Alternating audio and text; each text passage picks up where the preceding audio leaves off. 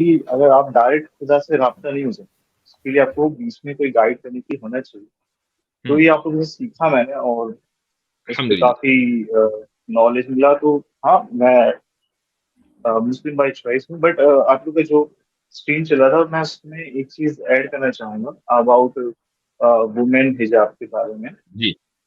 Recently एक ये TV channel है, नाम नहीं लूंगा मैं उसमें, वो वहां पे बात कर रहे थे कि इस्लाम में औरतों को चार शादी अलाउड क्यों नहीं है, और नहीं, नाम जबकि लीजिए मर्दों उस को चैनल चार का। शादी अलाउड है। उस चैनल का नाम लीजिए। टीना टीना नाम, त्यागी हैं वो। वो कौन सी वो इतनी वो इतनी मुक़द्दस शख्सियत वो है कि बहुत उनका ही, नाम लेने में हमें परेशानी हो, सबको पता है। जी। मैं उसका नाम नहीं लेना चाहता, क्योंकि लिटरली आप यकीन मानेंगे, वो लोगों को ब्रेन ब्रेन डेड कर रहे हैं, वो लोगों को लिटरली खत्म कर रहे हैं, उनकी सोचने की रीजनिंग जो थिंकिंग की जो होती है ना कैपेसिटी, वो जी। खत्म करते हैं। आप मैं लिटरली बताऊं, मैं तो फिर भी मैं क्या है थोड़ा-सा कि इख्तलाफ रिसर्च करूँगा किया। इससे। देखिए, वो उन लोगों को ब्रेन डेड कर रहे हैं जिनके पास ब्रेन नहीं है। ब्रेनलेस लोग को बिल्कुल। ब्रेन डेड ही हो सकते हैं। जो अपना ब्रेन हाँ लेकर उस बिल्कुल। चैनल को कभी देख लेते हैं ना, वो कभी ब्रेन डेड नहीं होते। जी, अब आगे चलें। जी, फरमाइए। जी। चार शादी के बारे में कुछ तो कह रहे थे। जी हाँ, तो अब जब इसको आप ध्यान से देखेंगे, जब मैंने इसको रिसर्च किया, देखो हो सकता है मैं गलत हूँ, आप मुझे करेक्ट कर देना। तो फर्स्ट ऑफ ऑल मेरी मेरा जो मानना ये है कि जबरदस्ती लड़कियों को ये बोला जाना कि तुम लड़कों जैसी हो। देखिए, आप प्लेन उड़ा सकते हो, मैं बिल्कुल मानता हूँ, एग्री करता हूँ, आप डॉक्टर बन सकते हो, बिल्कुल एग्री करता हूँ। पर क्या एक मर्द बच्चा पैदा कर सकता है? मुझसे सही। नहीं जी। कर सकता ना, नहीं कर सकता। तो अब एक हाइपोथेटिकल कंडीशन लेते हैं, एक औरत चार आदमी से शादी करती है, ठीक है? तो हुँ। मान लीजिए एक मर्द है, वो बट ऑब्वियस बच्चे चाहेगा, है ना, क्योंकि वो चाहता है कि उसको वंश आगे बढ़े। एक आदमी दो बच्चे करता है, चार आदमी के मिला के उसके छह बच्चे होते हैं। और अगर आप साइंस के हिसाब से देखेंगे, तो एक बच्चे और दूसरे बच्चे के बीच में 3 साल का गैप माना जाता है, राइट? जी। हेलो।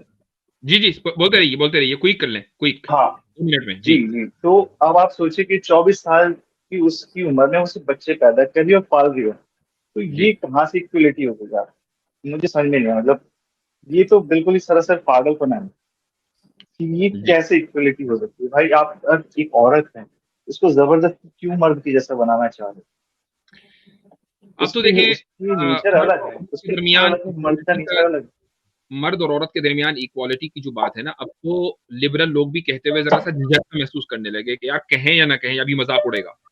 तो वो भी ज़रा-सा हम्म। डरते हैं, चूँकि उनको ये बात समझ में आ गई है कि इक्वालिटी चाहे वो कितना ही बिल्कुल बोलें, है नहीं। बिल्कुल बिल्कुल। और इसमें जी। मैं मतलब एक और पॉइंट मैंने अपनी तरफ से ढूंढा, वो बताना चाहता हूँ मैं आपको, जी। कि अगर औरत को चार शादी अलाउड है, मर्द को भी चार शादी अलाउड है, तो अब यहाँ पे सामाजिक ताना बाना तो पूरी तरह से खत्म हो चुका है आपका। अब यहाँ पे जो मर्द है चार शादी कर रहे हैं, औरत चार शादी कर रहे हैं, हो सकता है कि किसी औरत ने जिस आदमी से शादी की हो सकता है उस और आदमी ने किसी और औरत से भी शादी की हो। तो ऐसे में जो एसटीडी अपनी जो बीमारी होती है, सेक्सुअली ट्रांसमिटेड डिसीज, जैसे एड्स हो गया, एचआईवी हो गया, ये आराम से फैलेंगी, सब कुछ आराम से फैलेगा। जी, जी। तो इससे चलें, इंसानियत को ही खतरा है। बिल्कुल ठीक है। चलें, आपका पॉइंट आ गया, बहुत-बहुत शुक्रिया। इंशाअल्लाह फिर आपसे बात होगी। जज़ाकुमुल्लाह खैरन। अगले जो कॉलर हैं,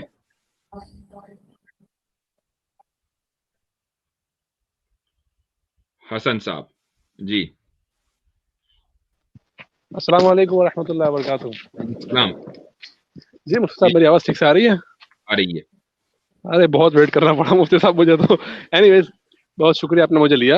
असल में हुँ। मैं अपनी कुछ बात, अपना क्वेश्चन रखूं इससे पहले मुफ्ती साहब मैं कुछ बात करना चाहता हूं, अगर आप इजाज़त दें तो। क्विकली कर लें 2 मिनट में। हाँ जी जी, बस वो तो ये है कि मैंने आपको ईमेल भी किया है लेकिन आपका कोई रिस्पांस नहीं आया। और आमिर भाई, आपको भी मैंने इंस्टा पे भी मैसेज किया है, फेसबुक पे भी किया है, और आपका पुराना नंबर अब बंद आ रहा है वो टेलीग्राम पे, उस पे भी मैंने किया लेकिन कोई रिस्पांस नहीं आया। एनीवेज, मुफ्ती साहब, अ, ज़रा एक बात ये कह दूँ कि आमिर भाई को भी अपने हिजाब से अब बाहर आना चाहिए, क्योंकि हिजाब के टॉपिक पे बात चल रही है। क्योंकि ज़रा वो उनकी उन्होंने एक भागी हुई उन्होंने दुल्हन, शायद उन्होंने शायद मैं मेरी असल में पढ़ाई उम्मीद हिजाब है। को ज़्यादा सीरियस ले लिया। असल में हाँ, मैं असल में क्यों कह रहा हूँ मुफ्ती साहब, इसमें एक हमारे लिए एक फ़ायदा हो सकता है। फ़ायदा ये है कि हो सकता है कि ये अपने हिजाब से बाहर आएँ और इनका चेहरा देख के जो है हमारी इनकी जो भागी हुई दुल्हन है वो वापस आ जाए। हैं? कौन है भाई? ये कौन है? ये सही बात है आमिर ना भाई, यार ये? आपकी भाभी की दुल्हन कौन है भाई? ये जरा आमिर भाई खुद बताएंगे। ये मैं असल में साथ जर्दा खा रहा हूँ, माजरत चाहता हूँ ओहो हजरत। हो। जी जी। अच्छा हजरत, ये है कि ये मेरे चाहने वाले तो कभी नहीं कर सकते, ये है कि मेरे जख्मों पे नमक छिड़कते हैं ये हर थोड़े अरसे बाद। अब भाई वो अब भाग गई है और उसने खानदान भी तब्दील कर लिया है, अब मैं क्या करूं? अब तो अच्छा निकाह भी, हाँ चलो ठीक अब तो है। हुर्मत हो गई है जी भाई, यही अच्छा बात अच्छा है। अच्छा, मैं आमिर भाई आपको बता दूं मैं कौन हूँ। वो जो गुमनाम शख्स आया था ना, जो मोहब्बत का इजहार करके चला गया था, मैं जी वही जी हूँ। जी। एनीवेज, अच्छा खैर माशाल्लाह। मुफ्ती साहब, मेरा जो क्वेश्चन जो था ना वो ये है कि मैं एक चीज बहुत देखता हूँ इंस्टाग्राम वगैरह पे कि लड़कियां अच्छा जो है ना मुसलमानों की। जी। सॉरी मुझे इंटरप्ट करना पड़ा है हजरत, आपके लिए एक सवाल आया है, वजीफा चाहिए। वॉइस ऑफ मुफ्ती साहब को कह रहे हैं, अस्सलाम वालेकुम मुफ्ती साहब, 4 शादियों का वजीफा दें। मैं खुद ना पढ़ ये लेता हूँ वजीफा अगर होता। जी असल ये में। जी ये जी, सवाल असल में मैं ये कह रहा था। सवाल करें मुफ्ती तारिक मसूद से। असल में मुफ्ती साहब फोटो भी उनका ही है इनकी डीपी पे, देखो जरा। जिन्होंने सवाल अच्छा। किया ना उनके डीपी पे फोटो भी उनका है। खैर, वो सवाल ये था असल में कि इंस्टाग्राम पे मैं ये चीज बहुत देखता हूँ कि मुसलमानों की जो लड़कियां हैं ना, वो सिर्फ यानी चेहरा कवर होता है, बाज मरतबा पूरा जिस्म भी कवर होता है, लेकिन दीन की बातें करती हैं और उसमें पीछे बैकग्राउंड म्यूजिक लगा होता है। तो ये सब शरीयत इजाजत देती है इन सब चीजों की? मुझे तो ये बहुत ये नागवार गुजरती है मुफ्ती साहब कि आप, और यहाँ तक कि हरम में भी ऐसी वीडियोस बनी हुई हैं कि वो इस तरह दिन की दावत दे रही है कि अल्लाह ताला हमारा उम्रा कबूल फरमाए, ये करे वो करे। अरे भाई तुम, और वहां पर अक्सर लड़कों के कमेंट्स होते हैं, उनके इनबॉक्स भी लड़कों के मैसेजेस से ही भरे हुए होते हैं। तो ये सब करके, ये हिजाब पहन के ये सब चीजें करना, ये सब शरीयत इजाजत देती है इन सब चीजों की? अननेसेसरी अपने आप को एक्सपोज करना सोशल मीडिया पर या पब्लिक लाइफ में, ये दरअसल इस्लाम का जो मिजाज है उसके खिलाफ है।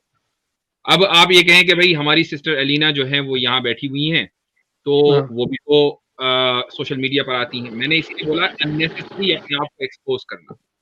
जी यानी सिस्टर एलेना का जो काम है वो खवातीन में जितना ज्यादा मकबूल है, उनकी वजह से जो खवातीन में एक तब्दीली की लहर आई है, वो वही जानते हैं जिन्होंने जो इस काम को करीब से देख रहे हैं। तो इसलिए जी कोई आदमी ये ना कहे कि भाई आपके यहाँ तो इनकंसिस्टेंसी है।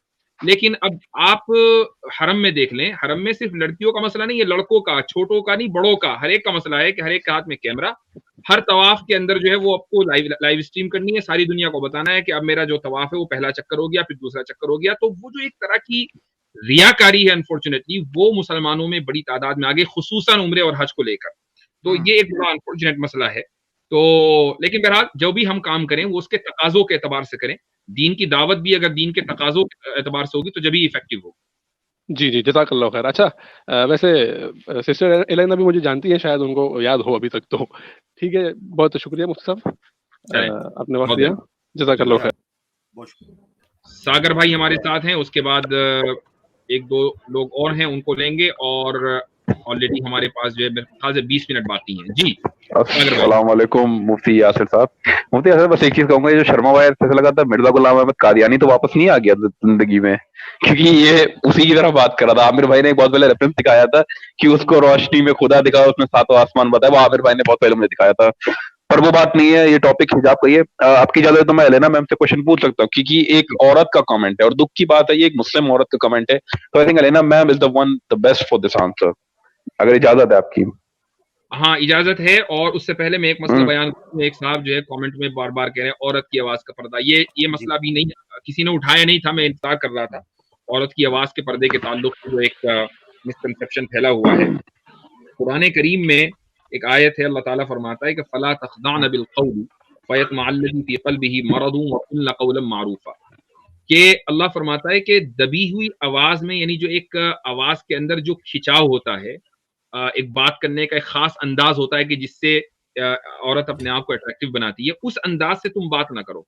क्योंकि अगर तुम इस तरह बात करोगी तो जिसके दिल में बीमारी है, जो एक सिक माइंडेड इंसान है, वो तुम्हारी ख्वाहिश करेगा और तुम्हें परेशान करेगा।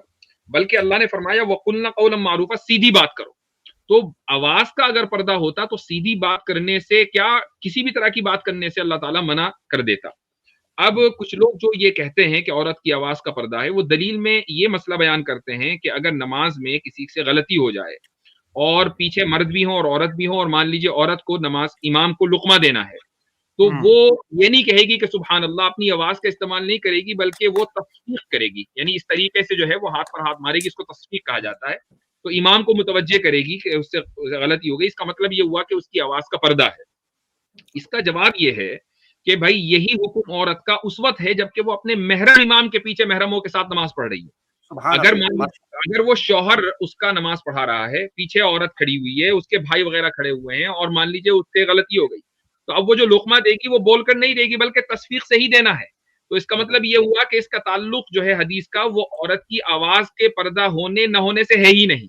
तो कुरान की एक आयत है जहां कह रहा अल्लाह वो कुलना कौलन मारूफा, और दूसरी तरफ हदीस जो है उसका मतलब भी बयान कर दिया गया। तो अब ये जो बात चली कि औरत की आवाज का पर्दा, ये किस तरह चली है अल्लाह आलम, लेकिन बहरहाल ये एक हम इसको एहतियात तो कह सकते हैं कि हाँ भाई एहतियात ये कि खामखाई औरतें जो हैं वो अपने आप को एक्सपोज करें किसी भी तरीके से, तो ये तो आप इसको कह सकते हैं, लेकिन ये शरई मसले के तौर पर इसको बयान नहीं किया जाएगा। I hope I made myself clear.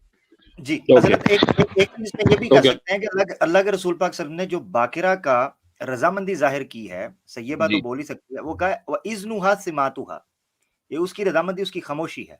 तो अगर पर्दा ही होता तो उसको क्यों कहा जाता बोल, हालांकि एक जुमला ही है, मगर इससे भी चीज पता चलती है कि जरूरत के वक्त जहां औरत को अपनी हिफाजत करनी है, कुछ जरूरियात जिंदगी है, कुछ मामलात जिंदगी है, वहां औरत बोल सकती है। बिल्कुल, सूरह मुजादिला तो है, कद समी अल्लाहु कौला लती तुजादिलुका फी ज़ौजिहा। बिल्कुल बिल्कुल बिल्कुल। जी हाँ सागर भाई, अब आप सवाल कर लें सिस्टर एलिना से। अब हमने उनकी आवाज को के बारे में बयान कर दिया कि वो पर्दा नहीं है। एलिना मैम, मेरी आवाज आ रही है? मेरी आवाज आ रही है? मुझे थोड़ा सा इंटरनेट का इशू आ रहा है और मुझे आवाज नहीं आ रही है। आप आ रही है आवाज? चलें सागर भाई, आप सवाल रख दें, आप पहुंचा दें। हाँ, एक्चुअली ये एक फीमेल का कमेंट है ना, तो इसीलिए मैंने बस एलिना मैम से सवाल पूछा, क्योंकि उससे उनसे अच्छा आई थिंक कोई नहीं बता सकता औरत ही। उन्होंने ये बोला, एक हमारे कश्मीर की, इंडियन साइड कश्मीर की, श्रीनगर की एक स्टूडेंट है जिन्होंने साइंस में 12 में टॉप किया, माशाल्लाह अच्छी बात है। उन्होंने एक बात बोली कि इंडिया टुडे को इंटरव्यू देते वक्त, क्योंकि उनको लोगों ने कुछ बोला कि आप एक मुसलमान हैं और आप हिजाब नहीं करते, उन्होंने बोला I have believe in Allah and I follow Islamic principles. ये उनके एग्जैक्ट वर्ड्स हैं। I don't need to wear a hijab to prove myself a good Muslim. Alina ma'am, आप बस इस पे सेक्युलर टाइप, लिबरल टाइप, पढ़ाई में अच्छी तो है, ये इसका क्या जवाब देंगे? उन्होंने यही एग्जैक्ट उनके शब्द हैं, I follow Islamic principles but I don't need to wear a hijab to prove myself to be a good Muslim. अरुसा Parvez है उनका नाम। I don't have to wear the hijab, मुझे इतना सुनने में आया कि I believe in Allah and अगर भाई एक मिनट, वो ये कह रहे हैं कि कश्मीर में कोई तालिबा हैं कि जिन्होंने अपना स्कूल टॉप किया है, उनसे इंडिया टुडे ने ये सवाल किया कि आप तो मुसलमान हैं तो आप हिजाब के ताल्लुक से सवाल होगा, तो उस लड़की ने ये कहा कि मैं इस्लाम के बेसिक प्रिंसिपल्स में यकीन रखती हूँ, I don't wear hijab to prove myself that I am a Muslim. I think ये उस लड़की ने कहा है। I believe in Islamic principles. ये exactly word है, I believe in Allah. ये दो चीजें एग्जैक्ट उसने बोली है। जी, तो अब इस ताल्लुक से आप क्या कहेंगी कि ऐसी जो लिबरल नैरेटिव है इसके ताल्लुक से आपकी क्या राय है? जी नहीं, तो बिलीव इन अल्लाह है तो अल्लाह पर बिलीव करना ही काफी है। अल्लाह के हुक्म को मानने वाला बिलीवर होता है। अल्लाह को, अल्लाह सुब्हानहू व तआला के जितने भी अहकामात हैं उनको मानेंगी तो वो एक मुस्लिम बनेंगी ना। तो खाली लेबल लगाने से तो मुस्लिम नहीं बन जाता। और वो अगर कहती हैं कि मैं सिर्फ अल्लाह को बिलीव करके ही मुसलमान बन जाऊंगी, तो फिर अल्लाह पाक अहकामात क्यों देते? तो ये जो हिजाब का है ये अल्लाह का हुक्म है और वो ही मानेगा जो अल्लाह को अपना खालिक और मालिक मानता है। तो वो जस्ट कह रही हैं लेकिन वो बिलीव नहीं करती हैं अल्लाह पर। बिलीव करती होती तो अल्लाह के हुक्म को और हिजाब को मानती और पहनती। एग्जैक्टली बस मैं यही जाने से पहले कहना चाहूंगा कि ये जो थिंकिंग होती है ना, ये थिंकिंग कश्मीर तक पहुंच गई है। देखें, जापान एक मुल्क है, हम सबको यकीन है, लेकिन जापान का कानून हमारे ऊपर नाफिज नहीं होता, तो हम जापानीज नहीं है। तो अल्लाह ताला के वजूद का कोई एक आदमी मान रहा है, लेकिन अल्लाह ताला के अहकाम का मुनकिर है। ये कहता है कि उसके अहकाम मेरे लिए नहीं है, तो वो उसकी उम्मत, उसकी भेजी हुई रसूल की उम्मत में कैसे शामिल हो गया? एग्जैक्टली नहीं, मैं आई वाज शॉक। मेरे जवाब दे चुका हूं कि एक आदमी अगर ये कहे कि मैं हिजाब का इनकार करता हूं या करती हूं, वो हिजाब को यही ना तस्लीम करे कि ये इस्लाम का हिस्सा है, तो उसकी तकफीर की जाएगी। जी जी जी, बस मैं ये कहना चाहता था कि उन्होंने यही कहा था, I believe in Allah and I believe in the Islamic principles. तो ये चीज मुझे शौक लगी कि ये दो लाइनें कॉन्ट्राडिक्ट कर रही हैं उनकी तीसरी बात से कि I don't need to wear a hijab to prove my self a good Muslim. तो अब कैसे गुड मुस्लिम होंगे जब आपने अल्लाह का सबसे बेसिक हुक्म नहीं माना? ये तो वही बात हो गई कि भाई 5 बार नहीं 4 बार प्रे करो। हाँ मैम, क्या बोली, क्या आपने कहा? जी मैं कह रही हूँ, कह रही हैं कि मैं इस्लामिक फंडामेंटल्स को मानती हूँ, तो इस्लामिक प्रिंसिपल्स में ये हिजाब भी तो आता है ना, तो ये यस मैम, आपको कॉन्ट्रडिक्ट कर रही है। यस मैम, तो ये बिल्कुल ऐसा है कि 5 की जगह 4 नमाज पढ़ ली और बोल दिया कि अल्लाह ने हिदायत कबूल कर ली, मतलब सॉरी वो कबूल कर ली इबादत। सारी मिसालें हमारी हो गई ना, नमाज के हवाले से भी और बाकी बातें भी। वो जो टीवी चैनल है इसको इतना प्रमोट कर रहा है, उनकी बात मान के अगर कल इंडिया में ये रो आम हो जाती है कि भाई हम इंडियन हैं, बेसिक जितना भी what does it take to be an Indian हम वो करते हैं, I don't need to pay taxes to prove my self a good Indian. सही, वंडरफुल थिंग, राइट? माशाल्लाह, तो बहुत जबरदस्त मिसाल दी। जबरदस्त। और इसका अक्स जी ये निकलता है, उस मुस्लिमा से ये भी पूछना चाहिए, इसका अक्स ये निकलता है कि आप ये कहना चाह रही हैं कि जितनी औरतें पर्दा करके अपने आप को प्रोग्रेसिव शो कर रही थी, दैट मींस कि वो ऐसे एक लायानी काम कर रही थी, वो फजूल काम कर रही थी, ये जरूरी नहीं। जी जी, मुफ्ती साहब एक क्वेश्चन, जी एक सिस्टर का क्वेश्चन है जी और उन्होंने मुझे ऑडियो में सेंड किया है। बेचारी बहुत ट्राई कर रही थी, आ नहीं पा रही। अगर आप इजाजत दें तो पहले एक शॉर्ट सा क्वेश्चन है उनका, जी जी सुना जी। जी सुनाइए। अस्सलाम वालेकुम। मेरा ये क्वेश्चन है कि ये कहा जाता है कि वेस्ट में जितनी भी खवातीन हैं उनके बचपन से ही ब्रेन वॉशिंग की जाती है कि वो हिजाब वगैरह करें, अगर वो न्यूट्रल माहौल में रहें तो वो कभी हिजाब ना पहने। इस बात में कितनी सदाकत है? ठीक है, तो यानी ये मान लिया, कैसे भाई प्लीज कंफर्म करें मुझे अगर मैं सही हूं, कि ये मान लिया कि जो लिबरल पोजीशन है वो न्यूट्रल पोजीशन है, ये मान के चल रहे हैं, और जो इस्लामिक पोजीशन है वो न्यूट्रल पोजीशन नहीं है। तो इस्लामिक पोजीशन को तो आपने ये कह दिया कि ये ब्रेन वॉशिंग का नतीजा है, लिबरल पोजीशन ब्रेन वॉशिंग का नतीजा नहीं है। तो जो दलील, जो लॉजिक आप इस्लाम के खिलाफ पेश कर रहे हैं, यही तो हम आपके खिलाफ पेश कर रहे हैं कि आप बच्चों को बचपन से ब्रेन वॉश करते हैं कि लिबरलिज्म की तरीके पर अपनी जिंदगी जीनी है, अपनी मर्जी से जीनी है, किसी खुदा की भेजे हुए कानून की पासदारी नहीं करनी है। ये न्यूट्रल पोजीशन कैसे हुई? ये भी तो एक बायस पोजीशन है, आप भी तो ब्रेन वॉश कर रहे हैं। मुफ्ती साहब जिनको गलत फहमी है ना, ये 1964 में और अभी 2018 में एक ही नाम से 2 किताबें पब्लिश हुई हैं, एक बुकनन की और दूसरे, सॉरी मैं माफी चाहूंगा उनको मेरे जहन से नाम स्किप हो गया, उनका नाम है डेथ ऑफ द वेस्ट। जी, दोनों ही वेस्टर्न थिंकर्स हैं कि जो वेस्ट है इसकी मौत कैसे वाकई होगी और हो रही है। 1964 में प्रेडिक्शंस थी और 2018 में उन लोगों ने फिर जो इसको इनको बताया कि अब हो क्या रहा है। ऐसे सॉरी ये 2014 की किताब है। 2018 में एक और किताब है, उसका अगर नाम भाई है आप छोड़ दीजिए। जी जी सॉरी। अच्छा, वो एक ये 2018 की किताब है, why liberalism has failed, liberalism क्यों नाकाम हुआ है। वो इस गहराई में जाके समझाते हैं कि देखें जो इम्प्लीकेशंस है लिबरलिज्म की, कि कुछ स्पीशीज दुनिया में होती हैं जो तनहा रहती हैं, जैसे टाइगर है, वो आमतौर पे वो होर्ड्स ग्रुप्स वगैरह में नहीं रहते। वो इंसान जो है ये ग्रुप स्पीशीज में है, ये कम्युनिटीज आबाद करता है, पॉपुलेशंस जनरेट करता है, इदारे बनाता है जहाँ से एक जनरेशन का नॉलेज दूसरे जनरेशन तक मुंतकिल होता है। आजकल कॉलेज यूनिवर्सिटी की सूरत में होता है, इससे पहले कुछ और सिस्टम्स हुआ करते थे, राजवाड़ों में होते थे, तालीम गाहें होती थी या तालीग का तस्वर था, so on and so fourth. तो ये इसके लिए यानी कि इंसान बाय नेचर कलेक्टिविस्ट होता है, इज्तिमाई जिम्मेदारियों के साथ वो चलता है, रूल्स बनाता है तो उन रूल्स को अबाइड बाय करने के लिए अपनी ज़ाती आज़ादियों को कंसीड करता है कि कपड़े माशरे में कैसे होने चाहिए, जूती कैसे होनी चाहिए एंड सो फोर्थ। लिबरलिज्म का प्रॉब्लम यह है कि ये इंडिविजुअलिज्म के बगैर नहीं चल सकता, और इंडिविजुअलिज्म का प्रॉब्लम यह है कि ये इंसान की कलेक्टिविस्ट नेचर उससे छीन लेता है। और यही वजह है कि वेस्ट का जो डिक्लाइन आया, कि अब आप वहाँ पे अंदाज़ा लगाएं, ये वेस्ट वाले जब हम अपने अपने आप को म्यार समझते हैं, या हमारे ऐसे कच्चे जहन के जो लोग हैं वो अपने आप को म्यार समझते हैं, आज स्पेन में अदादोशुमार के मुताबिक स्पेन में ये हालत है इंडिविजुअलिज्म और लिबरलिज्म के हवाले से, कि जब आप लिबरल होते हैं, इंडिविजुअल होते हैं, आप माशरे का नहीं सोचते, आप अपना सोचते हैं, आपको बेंचमार्क्स बता दिए जाते हैं कि 30 साल से पहले आपके पास घर होना चाहिए, गाड़ी होनी चाहिए, बच्चे फिर आपको अपनी राह की रुकावट लगते हैं, फिर आप बच्चे पैदा नहीं करते हैं क्योंकि आपको सक्सेस और चीज़ के तौर पे समझाई जाती है। एक लोग 2 लोग करें तो एक और चीज़ होती है, लेकिन जब पूरी सिविलाइज़ेशन इसके पीछे पड़ जाए तो उसका बड़ा बुरा असर पड़ता है। वो असर ये पड़ता है कि हमें फर्टिलिटी रेट चाहिए होता है 2.2 का, किसी भी इसको रिप्लेसमेंट रेशियो कहते हैं, कि किसी भी आबादी को अगर कायम रखना है तो एक औरत के 2.2 बच्चे ऑन एन एवरेज ये होने चाहिए। उससे आपकी आबादी बढ़ेगी नहीं, लेकिन कम भी नहीं होगी, नई जनरेशन पिछली को रिप्लेस कर देगी, वो आपकी आबादी कमोबेश उतनी ही रहेगी। वेस्ट में इस वक्त हाईएस्ट फ्रांस की है और वो भी 1.9 है, यानी कि रिप्लेसमेंट रेशियो से नीचे है।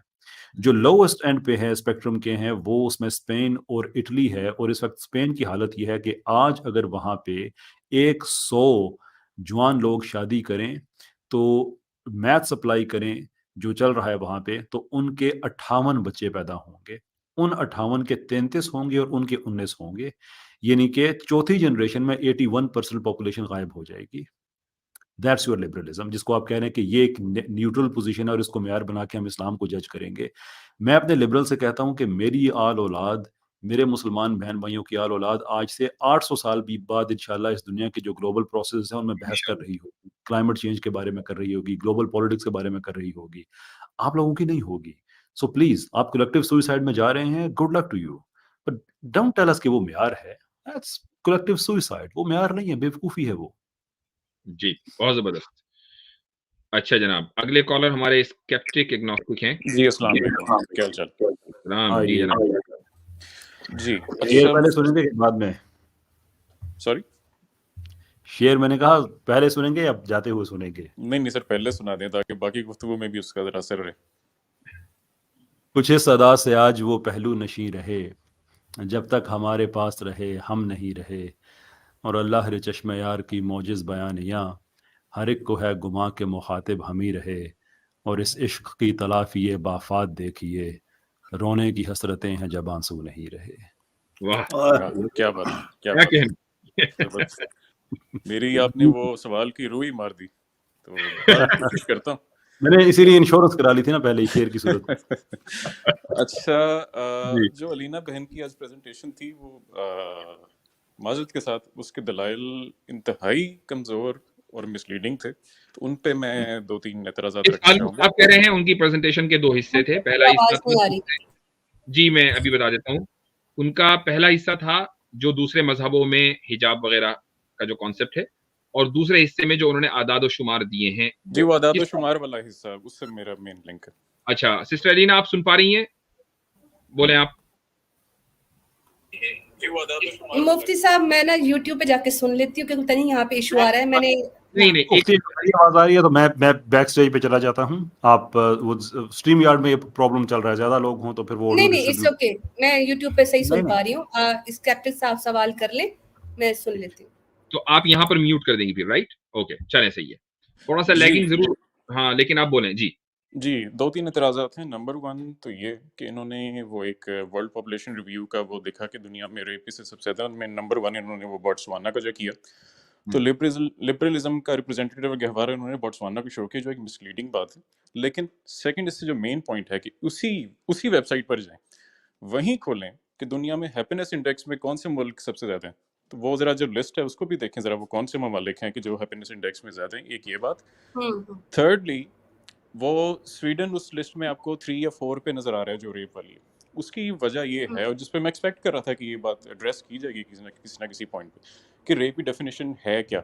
रेप की डेफिनेशन वहाँ इतनी लैक्स है कि वो उसमें कंसेंट के बगैर, यानी वायलेंस का इम्प्लाइड भी नहीं, आपको वायलेंस का भी सबूत नहीं देना होता। और मैं वो ज़्यादा ग्राफिक डिटेल्स भी नहीं जाना चाहता, उसका विकीपीडिया पेज पे देख सकते हैं कि रेप की डेफिनेशन इतनी ज़्यादा लूज है कि यूरोप के बाकी मुल्कों से भी ज़्यादा लूज है, और इस वजह से वहाँ ज़्यादा होती है। और कम से कम सब कॉन्टेंट का मैं कह सकता हूँ कि यहाँ डेफिनेशन भी इंतहाई सख्त है। डेफिनेशन तो बहुत दूर की बात, उस पे जो डेफिनेशन सख्त है भी, उस पे भी रिपोर्टिंग इंतहाई कम होती है। FIR दर्ज कराने के लिए गरीब भी तो कोई FIR दर्ज ही नहीं करता, ये हमें पता है। अनफॉर्चुनेटली इस पॉइंट को एड्रेस होना चाहिए था। और फाइनल ये है कि इन्होंने अब मोरालिटी का जो मयार वो रखा, 2-3 स्लाइड्स में रखा कि वहाँ बगैर बच्चों के जो है वो पैदा होते हैं। ये तो इस्लाम के नज़दीक एक मॉरल इशू है। आप इस्लाम के ही पैराहे से देखकर, इस्लाम की निगाह से देखकर कह रहे हैं कि मॉरल इशू है, और अपना इस्लाम को ही जस्टिफाई करेंगे। ये कैसे? किसी के लिए तो ये बगैर निकाह के बच्चे पैदा होना बुराई नहीं है, इसको आपने कैसे, जबकि वो हैप्पीनेस इंडेक्स में वो जवाब तो मैं दे चुका था। ऊपर है, तो कैसे गलत है? एग्नोस्टिक स्केप्टिक था, उसका जवाब मैंने उसी वक्त दे दिया था, और ये सवाल मैंने खुद उठाया था कि नहीं कुछ लोग नहीं ये कह मैं सकते अपने हैं। उठाया था, लेकिन मुफ्ती साहब अगर वो आप आंसर रिपीट कर देते, मैं उसका जवाब मैंने इसलिए उसका इसी अपने जवाब में जवाब दिया है कि वो दुनिया में हैप्पीनेस इंडेक्स में वो कंट्री सबसे ऊपर है। नहीं, आप उसको आपने कहा ना कि वो बुराई नहीं है, तो हमने उसको इसलिए बुराई नहीं माना था कि वो हमारे नजदीक बुराई है। तब तो आप ये कह सकते हैं कि भाई वो तो आपके नजदीक बुराई है, हमारे नजदीक नहीं है। उसका जो इफेक्ट पड़ रहा है वो ये है कि स्टेट के ऊपर बर्डन पड़ रहा है, जो इलेजिटिमेट बच्चे हैं, जिनको हम इलेजिटिमेट कहते हैं, आप ना कहें, क्योंकि उनकी किफालत करने वाला कोई नहीं है, स्टेट उसकी उनकी किफालत करता है। जी सर, तो वो बिल्कुल मैंने उसी का ही जवाब दिया है कि उस बोझ पड़ने के बाद वो दुनिया में कंट्रीज जो हैं वो हैप्पीएस्ट हैं। और मैं उसके बाद अगर आप जो है, चाहें तो अभी वो लिंक खोल लें। और उसके बाद जो जराइम बढ़ते हैं उन ममालिक के अंदर, आप उनको कहें कि जी वहाँ रिकॉर्ड होते हैं, ठीक है, लेकिन जो जराइम की जो कसरत है वहां पर, वो आमतौर से उन्हीं बच्चों की वजह से है कि जिनको फैमिली नहीं मिलती, और फैमिली की तरबियत न होने की वजह से वो जराइम का हिस्सा सर बन मैं जाते हैं, स्कैंडिनेवियन हो कंट्रीज जाते की हैं। बात कर रहा हूँ, अगर वो शायद मैं असल में मोबाइल से हूँ, वरना मैं वो स्लाइड्स तैयार करके आता। वो जो मुल्क स्कैंडिनेवियन हैं, जराइम में दुनिया में सबसे कम वहाँ जराइम पाए जाते हैं। ये जराइम वाली बात तो बिल्कुल भी वहाँ फिट नहीं बैठती। एक मिनट स्केप्टिक साहब, हम मेरी जो स्लाइड का मकसद था वो ये था कि मैं ये बता सकूं कि इन जो औरतें हिजाब नहीं करती हैं या छोटे कपड़े पहनती हैं, उसकी जैसे क्या क्या चीज़ें हो रही हैं, या बेहिजाबी की जैसे मैंने डाइवोर्स, अबॉर्शन और रेप का जिक्र किया। आप लेके आ रहे हैं हैप्पीनेस। हैप्पीनेस की भी तो बहुत सारी मिसालें। अब एक आदमी हैप्पीनेस ये भी तो इख्तियार कर सकता है कि रात को वो पब गया, उसने किसी भी औरत के साथ सेक्स कर लिया, सुबह वो खुश उठेगा, तो क्या उसको भी आप इंडेक्स में शामिल करेंगे? उनके तो हैप्पीनेस का मयार ये है कि रात को ऐश कर लिया, सुबह कुछ भी कर लिया, तो वो मैं क्यों काउंट करूंगी? मैं तो काउंट वो चीजें करूंगी जिसकी वजह से बेरारवी सोसाइटी में पैदा हो रही है। अब जो बच्चे बिना शादी के पैदा हो रहे हैं, उनके पास फैमिलीज नहीं है, उनके पास कोई ऐसा कोई तरबियत करने वाला नहीं है, वो सोशल सर्विसेज पे पल रहे होते हैं, तो ये इससे तो माशरा खराब हो रहा है। तो मेरा जो स्लाइड थी वो हैप्पीनेस से रिलेटेड नहीं थी। मेरा स्लाइड्स जो रिप्रेजेंट कर रही थी कि जिस तरह की बेरारवी होगी उस तरीके से ये तीन चीजें बहुत राइज कर रही हैं, और मैंने जहां के रेफरेंस दिए हैं उसी से आप कोड करके हैप्पीनेस ला रहे हो। हैप्पीनेस मेरा नहीं था इस तरह अच्छा, जी और एलिना बहन, ये यही सर्कुलर सवाल, एक लॉजिक मिनट है। एक मिनट एक मिनट एग्नोस्टिक साहब, यही सवाल आपसे किया जा सकता है। आप ये कह रहे हैं कि हम अपनी मोरालिटी की बुनियाद पर वेस्ट को जज कर रहे हैं। भाई, तो आप भी तो अपनी मोरालिटी की बुनियाद पर हमें जज कर रहे हैं। आप ये कह रहे हैं कि हैप्पीनेस के इंडेक्स में वेस्टर्न कंट्रीज आगे हैं, जो ईस्टर्न कंट्रीज है वो नीचे हैं। अब आप ये देखें कि हैप्पीनेस की जो डेफिनेशन है वो क्या है आपके यहाँ। आप अगर गूगल भी करेंगे तो सबसे ऊपर ये लिखा होगा कि in the west happiness tends to be defined in terms of personal achievement and self fulfilment. तो वहां पर जो एक निहायत सब्जेक्टिव के मैं क्या किस चीज से खुश हो रहा हूं, जिसको हम कहना चाहिए कि सेल्फिशनेस कहते हैं, उसको आप हैप्पीनेस मानते हैं। तो आपके नजदीक वो मॉरल है, और जहां इस बुनियाद के ऊपर जो कंट्रीज पीछे हैं वहां वो हैप्पीनेस इंडेक्स में नीचे हैं। तो ये तो आपका स्टैंडर्ड जी हुआ। जी मैं इसका जवाब देता हूँ। पहले मैं लीना अगर बहन हम की, मैं अपने इसका भी स्टैंडर्ड जवाब की देता बुनियाद हूँ। पर आपको जज नहीं कर सकते, तो आप अपने मैं स्टैंडर्ड की बिल्कुल बुनियाद पर सर, हमें मैं कैसे समझ जज गया। करते हैं? मैं सर समझ गया। मैं पहले लीना बहन का जवाब देता हूँ, जिन्होंने कहा कि अगर एक शख्स पब जाने को खुशी मान रहा है उस बात, तो उसको हम क्यों शामिल करें। तो ये तो पहले आप खुशी की डेफिनेशन खुद ही ये डिफाइन करके कि जो बेरारवी हमने डिफाइन की उसके मुताबिक नहीं चलेगा, वो खुशी नहीं मानी जाएगी। और ये देखें, ये लोग खुश नहीं है इसलिए इस्लाम ठीक है। आपने खुद ही पहले खुशी की डेफिनेशन वो की कि जो बंदा खुश कह रहा है मैं खुश हूँ, लेकिन नहीं नहीं, तो तो इस्लाम यही की तो आप बात काम मुझे आप भी कर बताइए रहे कि हैं अगर भाई, अब मैं जवाब देने लगा हूँ सर, मैं जवाब देने लगा हूँ। यही मैं जवाब काम आप देने भी कर रहे हैं। वो जवाब इसलिए मैं इनवैलिड है कि उसका यही सर काम आप जवाब भी तो कर देने रहे दीजिए, सर जवाब तो हैं। जी देने दीजिए। मैं आपका सवाल समझ गया। अब जी ये जो सर आपने कहा ना कि वो डेफिनेशन है आपकी, अभी वो जो रिपोर्ट है ना वो हैप्पीनेस इंडेक्स वाली, वो भी अगर लिंक है वो खोल लें, हम आप देख लेते हैं कि क्या वो उन हैप्पीनेस की जो टर्मिनोलॉजीज हैं या उनके जो सब्जेक्टिव, जिसको आप सब्जेक्टिव कह रहे हैं और है भी सब्जेक्टिव, उस पर आप क्या वो उससे एतराज आप उठा सकते हैं कि हैप्पीनेस है या नहीं है। और सोसाइटी का अगर हैप्पीनेस या एक स्टेबिलिटी या जो कुछ भी वो चीजें करें वो मकसद नहीं है, तो फिर क्या, फिर हम यहाँ बहस किस चीज के लिए कर रहे हैं। मैं चाहूंगा कि नहीं, अगर वो हम कितना खोल। अजीब आर्ग्यूमेंट लेके आ रहे हैं स्केप्टिक भाई आप। एक शख्स जो है वो मेंटली इल है, वो रेप करके हैप्पीनेस फील करता है, उसको भी इंडेक्स में शामिल कर लेंगे। हम तो यहाँ पे वो मयार बता रहे हैं कि एक औरत जो है वो बेरारवी करती है, उसके साथ रेप हो जाता है, उसके लिबास की वजह से, या वो जिस तरह घूम रही है उससे कितनी सोसाइटी में इलनेस पैदा हो रही है, डिजीज पैदा हो रही है। अब हैप्पीनेस को लेके मयार, और हैप्पीनेस का मयार कोई फिक्स थोड़ी है। आप बार बार हैप्पीनेस लेके आ रहे हैं। जी आप लेना इस बहन, चीज आपने को फिर जो मिसाल दी है वो बहुत ही फॉल्टी मिसाल। आपने कहा कि एक शख्स जो है वो रेप करता है तो वो उसकी और उसको उसमें हैप्पीनेस मिल रही है। तो इस तरह की अगर सोसाइटी होगी तो उसमें ओवरऑल वो जितने क्योंकि रेप विक्टिम्स होंगे हैप्पीनेस नीचे जाएगी। यही तो हैप्पीनेस रेप कैसे आप जस्ट कर सुनिए, सकती है जब एक देखिए सोसाइटी में जो है 10 रेपिस्ट टॉप 10 कंट्रीज जो थी जिनमें रेप केसेस सबसे ज्यादा थे, आपको इसमें ये तो आप लोगों की रिपोर्ट है, वहां पर आप भी मान रहे हैं कि ये रिपोर्ट है, तो बताइए कि रेप्स हो नहीं रहे क्या और उसका रीजन क्या है? आप मुझे बताइए रीजन क्या है इतने ज्यादा रेप्स होने मैंने के वहां यही पर? अभी बताया कि आपने वो डेफिनेशन का जिक्र किया कि वहाँ डेफिनेशन है क्या उन मुल्कों में रेप की, स्पेशली स्वीडन का क्योंकि टॉप 10 में नाम था, मैंने इसलिए स्पेशली उसका वो पूरा वो देखा कि वहाँ एक्चुअली है क्या, वहाँ रेप की डेफिनेशन वो कहीं ज्यादा देखिए लैक्स है। आजकल तो रेप का ये क्या भी है निकल आई मुझे, है, अगर एक अच्छा हस्बैंड जो है मुझे वाइफ के साथ फोर्स करता है तो वो भी रेप हो जाता है, तो वो तो चलिए